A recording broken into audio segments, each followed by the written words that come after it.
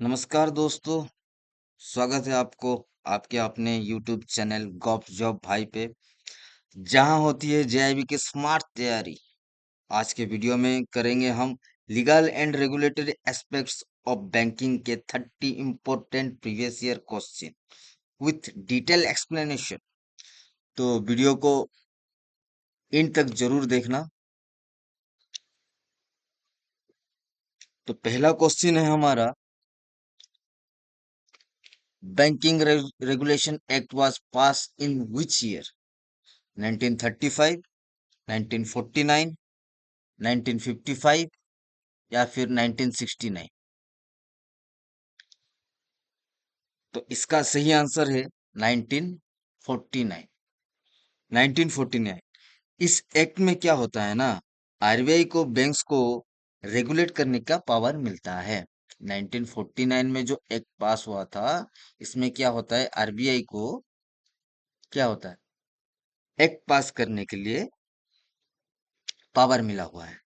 Second question है, who appoints the chairman of public sector banks? RBI, central government, SEBI, bank board? तो इसका सही answer है central government. क्या है? B, central government. Public sector banks को चेयरमैन का अपॉइंटमेंट सेंट्रल बैंक के हाथों में होता है। ठीक है। Next question, which of the following is a negotiable instrument act? Sorry, which of the following is a negotiable instrument? Fixed deposit, cheque, letter of credit या नॉन ऑफ द अबव? तो इसमें fix deposit negotiable instrument act में नहीं जाता है। Letter of credit negotiable instrument act में नहीं जाता है, क्योंकि इसमें क्रेडिट है, लोन है ये एक, और ये एक फिक्स डिपॉजिट है। ठीक है, टीडीआर। तो बचा कौन सा है? Cheque. Cheque negotiable instrument act के तहत जाता है, क्योंकि चेक फ्रीली ट्रांसफरेबल होता है और एनआई एक्ट के अंडर आता है। Next question, the limitation period for a simple mortgage is 1 year, 3 years, 12 years या 30 years? जो हमारा सिंपल मॉर्गेज होता है लिमिटेशन का, जैसे मान लीजिए मॉर्गेज कब होता है? जब कोई प्रॉपर्टी बैंक को मॉर्गेज पे देता है। तो इसका सही आंसर होगा 12 इयर्स। ठीक है। Next question, which act governs the functioning of cooperative banks? RBI act, banking regulation act, cooperative societies act, companies act? Question फिर से पढ़ लीजिए, which act governs functioning of cooperative banks? Option a है RBI act, banking regulation act, cooperative society act, companies act? तो इसका सही answer होगा आपका कोऑपरेटिव सोसाइटी एक्ट।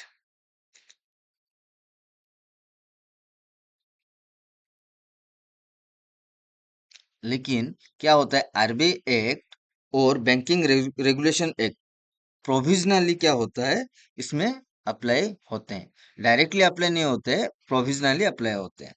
ठीक है। नेक्स्ट क्वेश्चन है, who is a holder in due course? Original पे, any holder, a person who obtains the instruments consideration and in good faith या and or share? क्वेश्चन फिर से पढ़ लीजिए, who is a holder in due course? कौन है एक holder? Original पे, any holder, a person who obtain the instruments for consideration and in good faith या एंड रिसोर्स? इसका आंसर होगा, क्या होगा? होल्डर कौन होगा भाई? A person who obtain instruments for consideration and in good faith, वो होल्डर होता है। Next question, what is the minimum period of fixed deposit under the RBI act for interest eligibility? Fixed deposit करने के बाद कितने दिनों के बाद क्या होता है, कितने दिनों के बाद वो इंटरेस्ट के लिए एलिजिबल होता है? 7 दिन, 14 दिन, 30 दिन, 45 डेज। कितने दिन का होता है? तो आज पर आरबीआई एक्ट 7 दिन के बाद ही उसके अकाउंट में इंटरेस्ट एलिजिबल होता है फिक्स डिपॉजिट में। ठीक है। Next question, which document is not govern under the negotiable instrument act 1881? Promissory note, cheque, bill of exchange, letter of credit. फिर से क्वेश्चन पढ़ लीजिए। Which documents is not govern under the negotiable instrument act 1881? Promissory note, cheque, bill of exchange, letter of credit. तो इसमें आ जाएगा आपका letter of credit, क्योंकि प्रोमिसरी नोट एक नेगोशिएबल इंस्ट्रूमेंट एक्ट है, चेक नेगोशिएबल इंस्ट्रूमेंट एक्ट के जाता है, बिल ऑफ एक्सचेंज वो भी नेगोशिएबल इंस्ट्रूमेंट एक्ट में जाता है, सिर्फ letter of credit negotiable instrument act में नहीं जाता है। तो इसका सही आंसर होगा letter of credit. Bankers book evidence act was enacted in 1891, 1934, 1949, 1993। इसमें क्वेश्चन क्या है? बैंकर्स बुक एविडेंस एक्ट किस साल में हुआ था? तो इसका सही आंसर होगा आपका 1891। Next question, in case of A minor account, in case of A minor account who is liable for overdraft? Minor account में ओवरड्राफ्ट के लिए लायबल कौन होगा? द माइनर, गार्डियन, बैंकर और नो वन।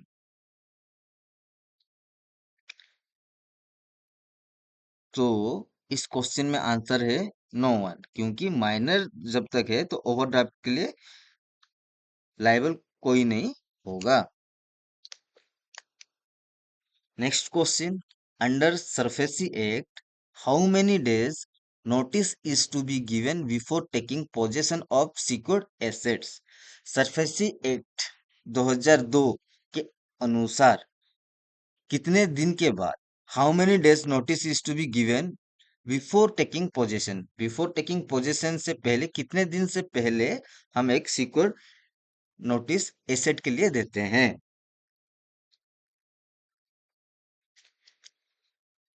तो इसका है 15 डेज, 13 डेज, 45 डेज या 60 डेज। देखिए, पोजीशन कब लेते हैं? 90 डेज के बाद जो एनपीए होता है। ठीक है। तो इसका आंसर होगा एनपीए के बाद 90 डेज के बाद हम उसको कितने दिन का टाइम देते हैं? 2 मंथ्स, यानी 60 डेज। नॉर्मली 60 डेज हम बोलते हैं क्योंकि मंथ कैलकुलेशन नहीं होता है उसमें, डे वाइज कैलकुलेशन होता है। तो इसका सही आंसर होगा 60 डेज। तो इसमें कौन से एक्ट में मिलता है? हमारा सेक्शन 13(2). ठीक है, 60 डेज के बाद 13(2) का एक नोटिस मिलता है। Which of the following can cross a cheque? Drawer, holder, banker, all of the above. Bankers ये चेक है, इसमें क्रॉस जो देता है वो कौन देता है? Which of the following can cross a cheque? Drawer देता है, होल्डर देता है, बैंकर देता है, ऑल ऑफ द अबव। तो इसमें ड्रॉयर भी दे सकता है, होल्डर भी दे सकता है, बैंकर भी देखता है। तो सो इसका सही आंसर होगा D, all of the above. RTI act come into force in, RTI act कब आया था? आरटीआई एक्ट आया था हमारा कब? 2002, 2003, 2005 या 2007? तो इसका सही आंसर है 2005। और इसमें आरटीआई में एक चीज मैं बताना चाहता हूं, जो हमारे previous PM, sorry CM Delhi के जो थे, ये इसको फोर्स में लाए थे। सो इसका सही आंसर होगा 2005। तो ये वाला किस लिए लाया गया था? ये वाला लाया गया था ट्रांसपेरेंसी और अकाउंटेबिलिटी के लिए लाया गया था। Next question, nomination facility is government under, nomination facility govern under banking regulation act, RBI act, branch regulation act and banking companies nominational rules, या नॉन ऑफ द एबोव?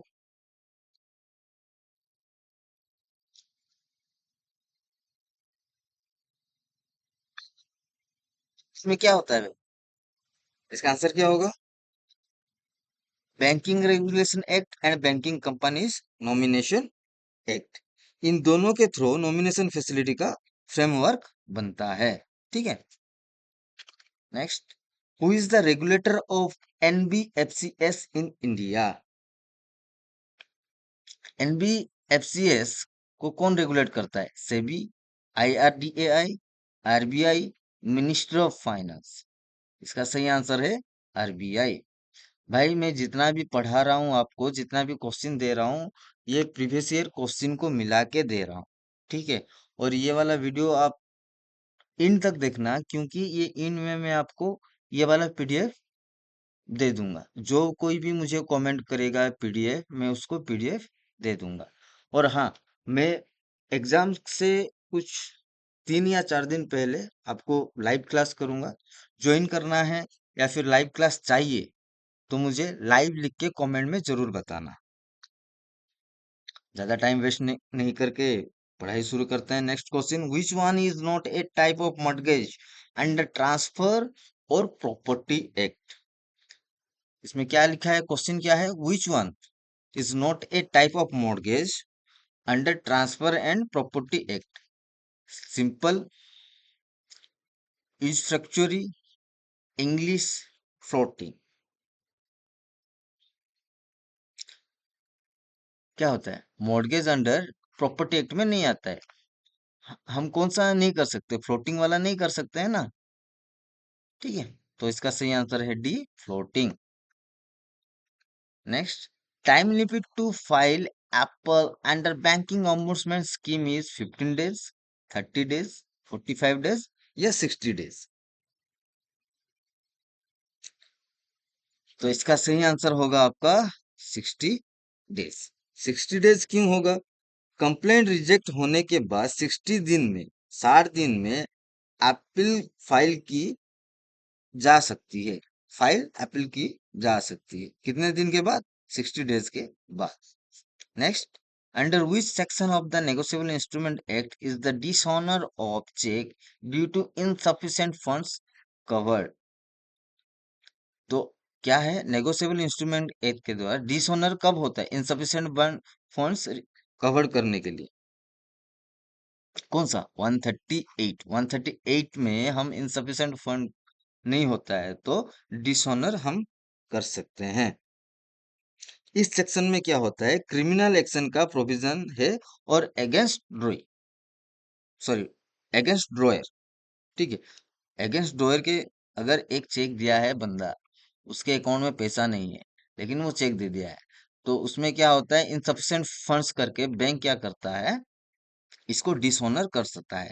कौन से एक्ट में? सेक्शन 138 में, बैंकिंग रेगुलेशन एक्ट 138 में वो कर सकता है। ठीक है। और ये वाला क्या होता है ना, 138 हमारे क्या होता है?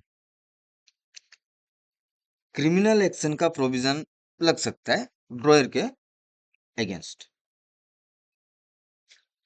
Next, in case of death of a customer, nominee gets, in case of death of a customer, nominee क्या ले सकता है? Ownership, custodianship, executive rights, joint ownership? Question ध्यान से पढ़िए। इन केस ऑफ डेथ, क्या है?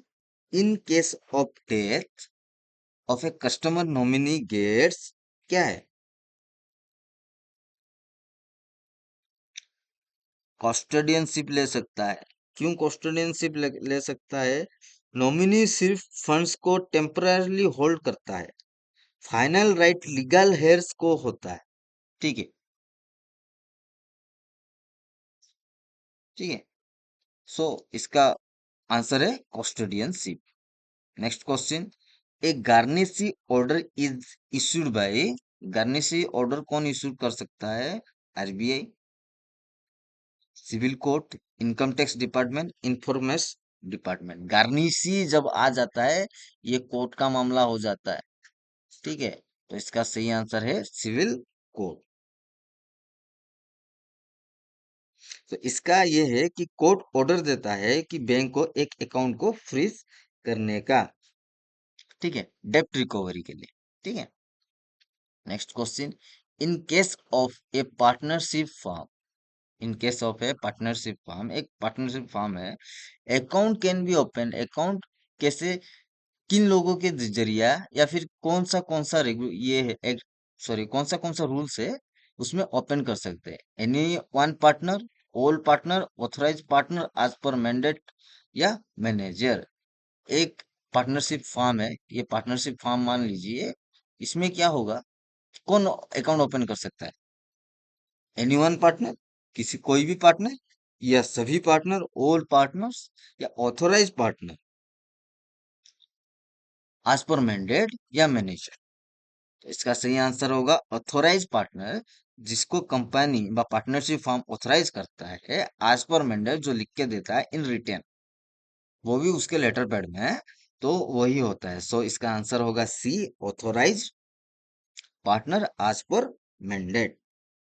क्योंकि अकाउंट ओपनिंग के लिए पार्टनरशिप डीड और ऑथराइज सिग्नेचर जरूरी है। ठीक है, which account is exempt from nomination facility, कौन सा अकाउंट है जो एग्जम्प्ट करता है नॉमिनेशन फैसिलिटी के लिए? Fix deposit, saving, current account, joint account with survivorship clause. तो इसमें कौन सा है जो एग्जम्प्ट करता है कि आपको नॉमिनी नहीं रखना है तो मत रखिए? फिक्स डिपॉजिट में, सेविंग अकाउंट में, करंट अकाउंट में, joint account with survivorship clause. तो इसमें क्या है? Joint account with survivorship clause, इसमें नॉमिनी नहीं होने से भी चल जाएगा। Next question. Hypothecation is a applicable to, hypothecation कहाँ पे एप्लीकेबल होता है? Immovable property, movable property, land, या शेयर्स में? हाइपोथिकेशन हम लेते हैं ना, hypothecation of stock, hypothecation of vehicle. ठीक है, तो इसमें क्या हो जाता है? मूवेबल प्रॉपर्टी पे हाइपोथिकेशन लिया जाता है, क्योंकि स्टॉक स्टॉक जो रहता है हमारा, वो मूवेबल है। और आपका जैसे कार हो गया, बाइक हो गया, ये सारे मूवेबल है ना, तो इसमें क्या होता है? मूवेबल प्रॉपर्टी में हाइपोथिकेशन लगता है, और बाकी चीज में मॉर्गेज होता है। Next question. Charge created by a bank on immovable property is known as, ये सेम क्वेश्चन है भाई। हाइपोथिकेशन, लीन, प्लेज, मॉर्गेज, तो इसमें क्या आ जाएगा? Hypothecation. Charge created bye banks immovable property, sorry sorry sorry sorry, ये इमूवेबल है, तो इसमें क्या हो जाएगा?